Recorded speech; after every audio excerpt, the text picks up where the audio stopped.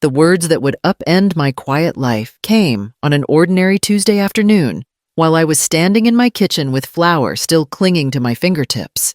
It started with the sound of my phone vibrating against the counter. A sound I had heard thousands of times, but never like this. Something in me tightened before I even answered. My name is Marian Larkwood. I am 65 years old. Mom! Hey, Brielle said. Her voice bright in the way people sound when they are distracted.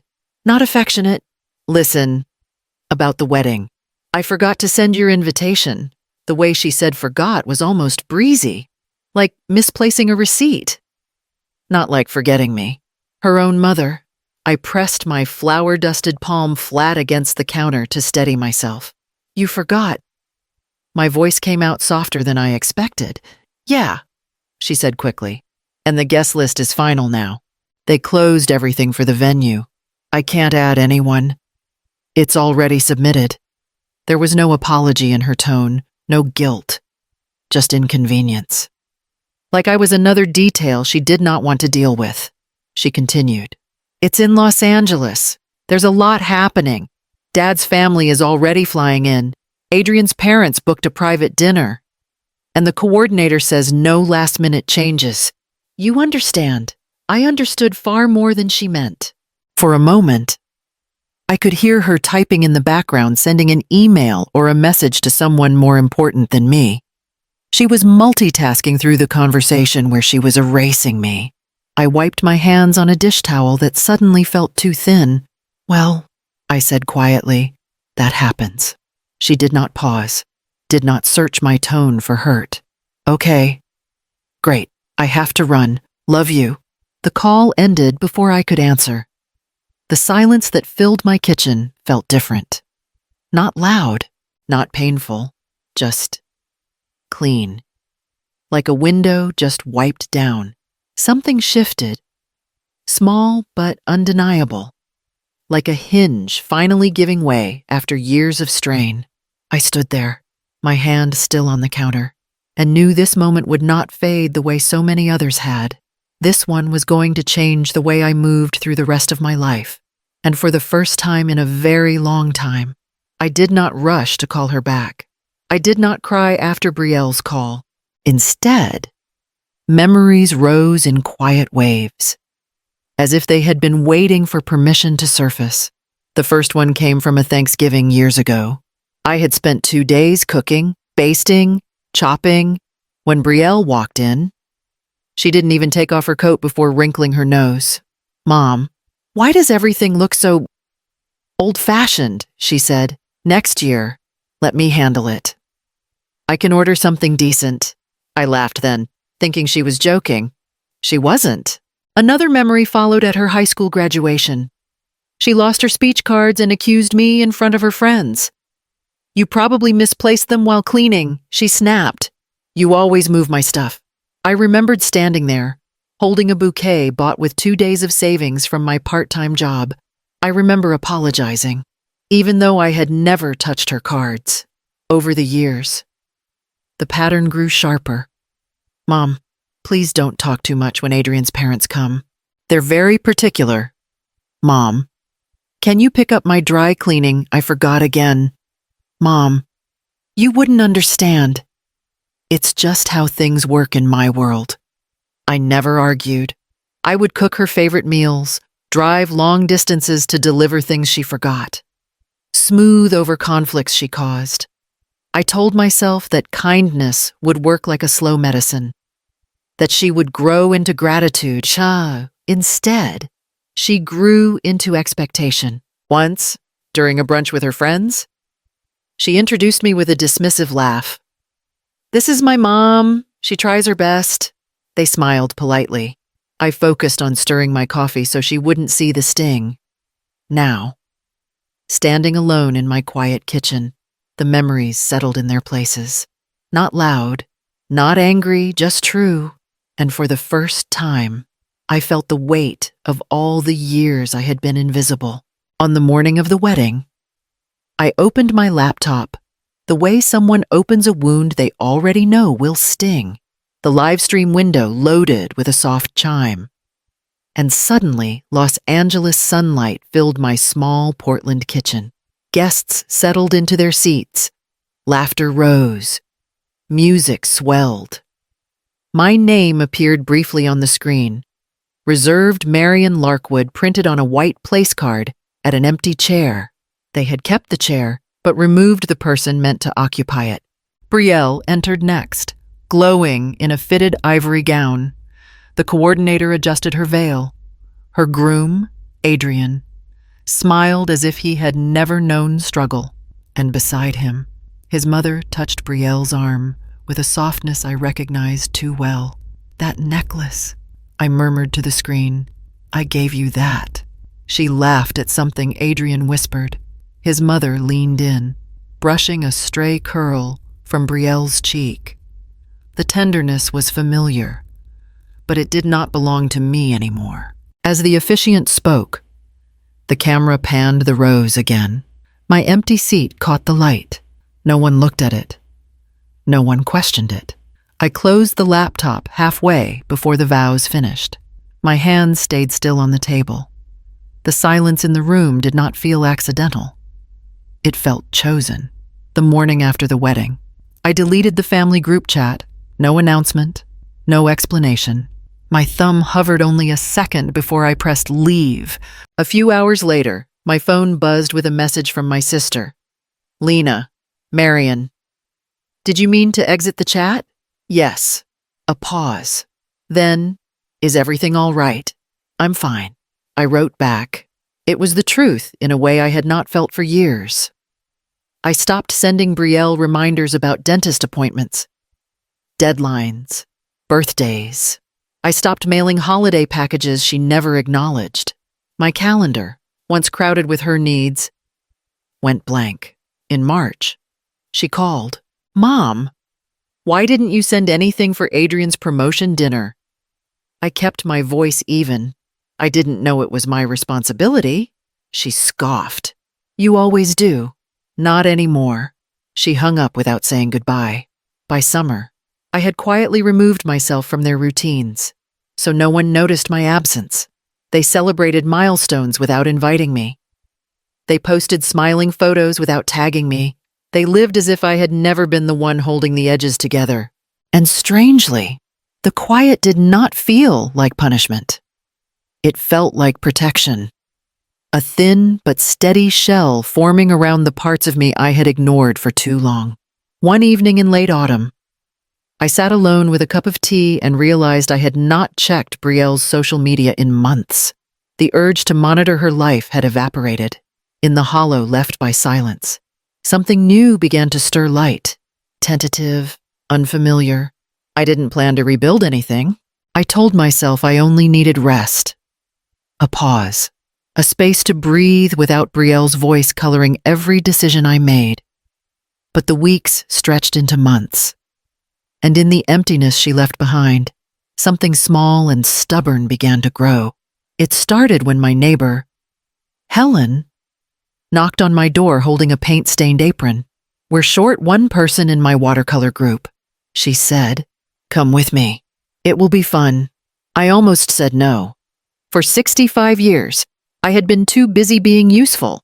But Helen smiled in that warm, insistent way that didn't leave much room for excuses. At the community center, the instructor placed a brush in my hand. "Just try," he said. My first strokes were shaky, but as the colors spread across the paper, a surprising calm washed over me.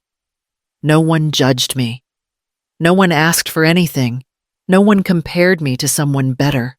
The following week, I returned without Helen needing to ask. Soon after, I joined a volunteer group that delivered groceries to seniors who couldn't drive. During one delivery, an elderly man named Frank looked at me and said, "You remind me of someone who used to care for everyone but herself." I blinked, unsure whether to laugh or cry.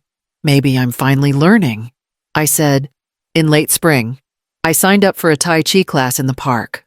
A woman named Lorraine leaned over during the warm-up and whispered, "If I fall, pretend it was intentional." I laughed harder than I had in years.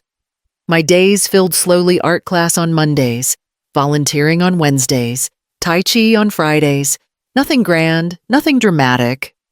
Just small acts of choosing myself. One afternoon, while cleaning out a drawer, I found the old planner where I used to track everything for Brielle, her appointments, her deadlines, gifts to send, bills to remind her about. I flipped through the pages, covered in my handwriting. All that effort, all those years. I closed the planner gently, then placed it in the trash. The house felt lighter afterward, as if some invisible weight had lifted from the walls. Outside my window, children were laughing, chasing bubbles down the sidewalk. Their joy drifted in like a breeze. And for the first time in a long while, it felt like mine to breathe. Peace had arrived slowly, almost shyly, but it was real. It was mine. The first sign arrived in the form of a message from my cousin Marcy. "Did you see Brielle's latest post?" she wrote. She deleted it after 10 minutes. I hadn't seen anything. I hadn't checked in months. Marcy sent a screenshot anyway. Brielle stood in her apartment. Makeup smudged. Captioned, "Some days nothing works. Some days you realize who's really there for you." Her smile was tight. Nothing like the glossy confidence she usually performed. A few days later, Marcy called. I heard her agency might be cutting staff. She said, "Rumors only, but she's nervous." I thanked her, then set the phone down.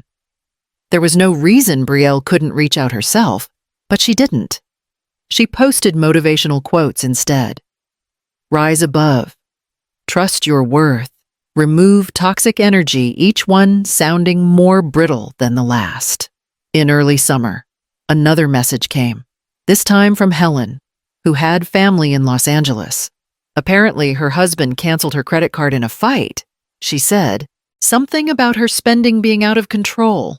I stayed quiet, letting the information settle. 2 weeks later, my sister Lena called at night. "Marian, I don't want to alarm you, but Brielle showed up at our cousin's place crying. Something about missed rent.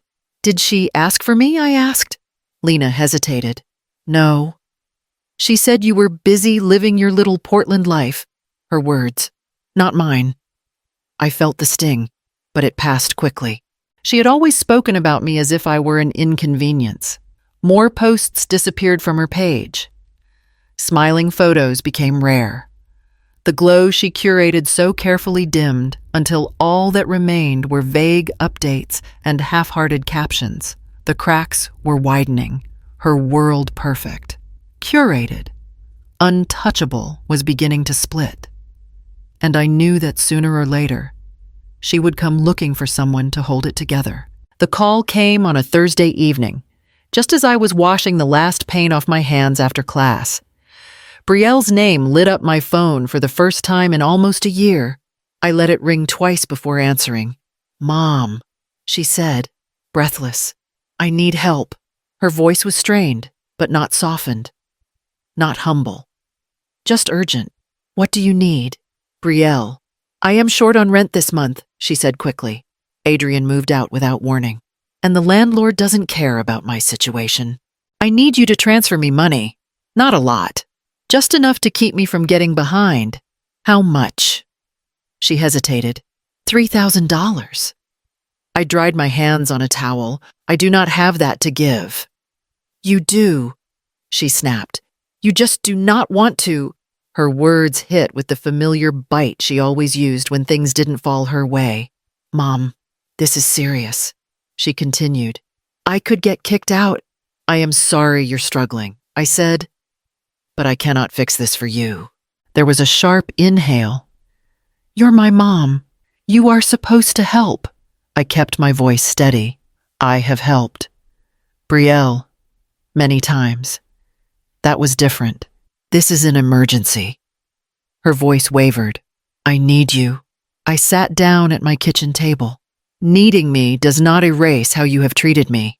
"Oh my God, you are being dramatic," she said. "So I forgot a wedding invitation. Do you have to hold that over my head forever?" I felt something settle inside me, A boundary clicking into place. That was not the only thing, and you know it. She went silent. Then the anger slid in. You're just jealous. My life is harder now. You like this. You like seeing me struggle. That is not true. It is, she insisted. You enjoy punishing me. You want me to depend on you so you can feel powerful. I closed my eyes. No, Brielle, I want you to learn how to stand on your own. Her voice cracked. Mom, please. I do not have anyone else. You have yourself. I said gently, and you can do more than you think. There was a long pause. Then a choked sound, anger or panic. I could not tell. I cannot believe you, she whispered. You're supposed to say yes. I know.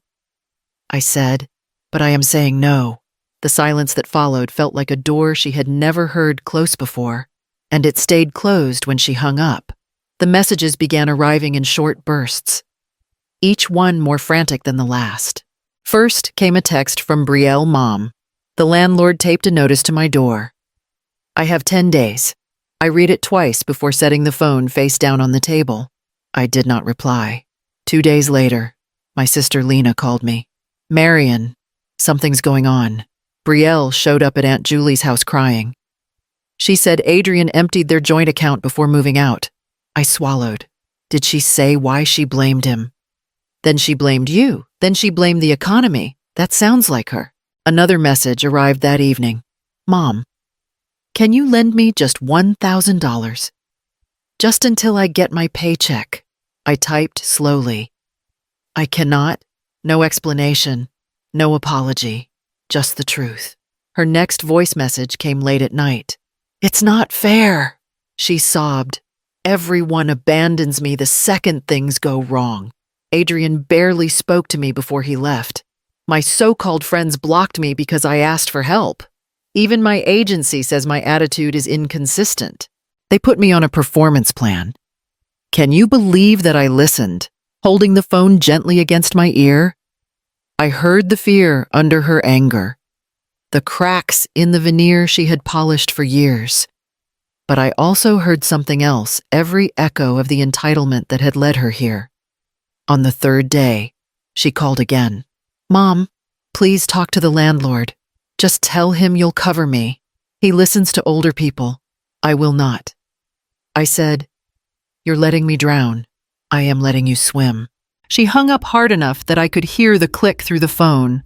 By the end of the week, Marcy sent one final update. Brielle moved in with a coworker temporarily. Things look rough. I thanked her quietly. Later, I sat by my window as evening settled over the neighborhood, the sky a muted gray. I thought of Brielle alone in some unfamiliar room, surrounded by the consequences she had spent years outrunning. My heart ached for her, but my boundaries held. Brielle showed up at my door on a gray Sunday morning, holding nothing but a small overnight bag. She looked thinner, her hair pulled back without its usual shine. When I opened the door, she didn't speak right away. Mom, she finally said, voice cracking. Can I come in? I stepped aside. She walked to the kitchen table and sat down like someone who had run out of places to pretend. I owe you an apology, she said. A real one.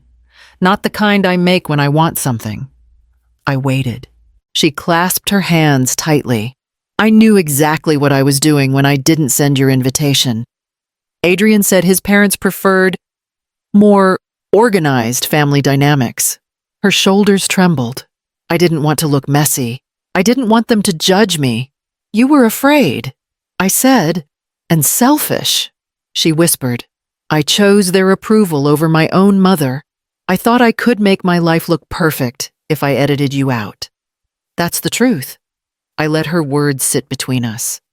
She blinked rapidly. You didn't deserve that. Any of it. No. I agreed calmly. I did not. She looked up, startled by my steadiness. I'm trying to fix things, she said. I'm trying to fix myself, but I don't know where to start. You start by telling the truth, I said, which you just did. Her eyes filled. Do you forgive me? I reached across the table and rested my hand near hers. Not touching, just close enough for her to feel the possibility. Forgiveness is not the same as forgetting. I said quietly, and it is not the same as going back. She nodded slowly, understanding more than she liked. For the first time, she did not ask for anything. She just stayed, breathing in the silence she had never learned to sit with. Brielle stayed in Portland longer than she planned. Not with me, she found a room to rent from one of Lena's friends, but she came by often, always with that same careful politeness, as if afraid she might break something she could not repair again. One afternoon, over coffee at the small cafe near my building, she stirred her cup without drinking. I got a job, she said. It's not glamorous. Customer support for an online retailer. But it's mine. That sounds steady, I said. She nodded. I'm learning how to budget. I didn't realize how much Adrian had covered or how much I depended on you. I'm glad you're learning, I said. She hesitated. I'm not asking for help anymore. I want to stand on my own. That is good. Brielle, I replied. Standing is the first step to walking. A faint smile touched her lips. Does this mean we're okay? We are moving forward, I said gently, but I will not carry what isn't mine. She looked at me. Really looked. The way someone does when they finally see the person they've ignored. I understand. Weeks passed, and our coffees became a quiet routine. She no longer arrived with demands. Only conversation. She told me about her job training, the roommate she was learning to get along with, the small victories that once felt beneath her. I shared my watercolor projects, my volunteer stories, the small pleasures of a life that finally belonged to me. She listened, something she had rarely done before. One evening, as we walked out of the cafe, she touched my arm lightly. I like who you are now, she said. I wish I'd seen you sooner. I'm still here, I said, and for the first time, it felt true in a way neither of us needed to explain. If you like this story, please like and subscribe so I can tell you more stories.